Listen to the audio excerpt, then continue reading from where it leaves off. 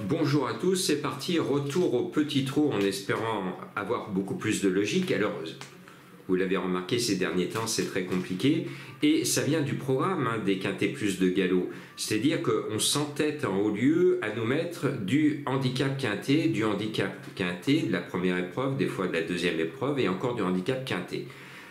Il y a d'autres choses dans les courses que le handicap et on aimerait avoir sous notre pince, en référence des vieux turfistes qui avaient une pince, avoir des épreuves qui soient autre chose que des courses handicap où chacun joue à cache-cache avec monsieur le handicapeur. Donc changeons en 2025 le programme et arrêtons de nous servir tous les jours des quintés avec les mêmes chevaux et jamais la même arrivée. Bon, point de suspension. Au trot, les trotteurs, moi je les aime bien parce qu'ils sont plus logiques, plus réguliers. Normalement, le 4 hold-up du Saptel ce mercredi à Anguin devrait pouvoir remettre les pendules à l'heure. Lui qui aime bien finir toujours dans les deux premiers.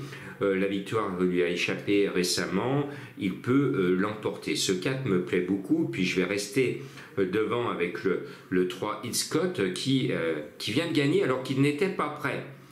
Waouh, ça c'est bien. Cette fois, il est prêt, donc il peut regagner. Et puis, le 2 Emma de Briqueville, bon, avait gagné 2 fois. Sa dernière course n'est pas aussi talentueuse, mais j'essaye de reprendre mon abonnement à Franck Nivard.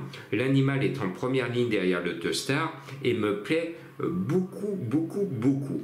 Et puis, j'aime bien le 12 Harry Coyet, joli nom.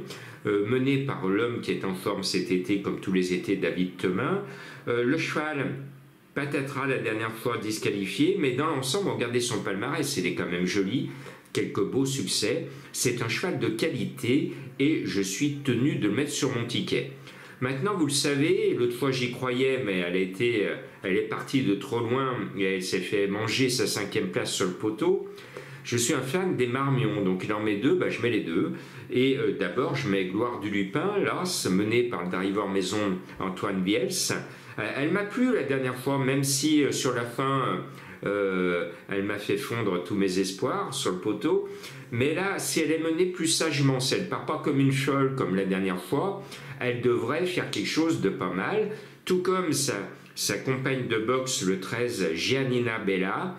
Elle est toute bella et menée par Mathieu Abrivard, et je crois que Monsieur Marmion est bien armé pour faire coup double, mettre les 2 dans le quintet, c'est tout à fait possible. Et puis je termine avec le 11 Ulysse Digéo qui m'a plu à Cabourg en finissant de façon très prometteuse, en sortant du peloton au dernier moment pour venir accrocher un accessi.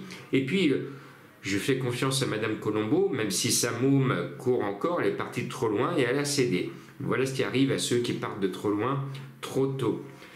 Son choix, c'est le 8, Follow Me Flash.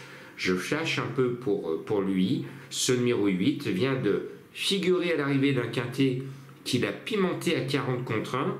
Et il est de nouveau annoncé à 40 contre 1. Et comme on est dans une période où tous les quintets sont pimentés, eh bien allons-y, faisons confiance à Madame Colombo avec ce 8 Follow Me Flash. Et si vous savez sur quelle plage bronze monsieur le caissier, vous me le dites parce qu'on va aller lui rendre visite ce mercredi parce qu'on aura enfin gagné quelque chose.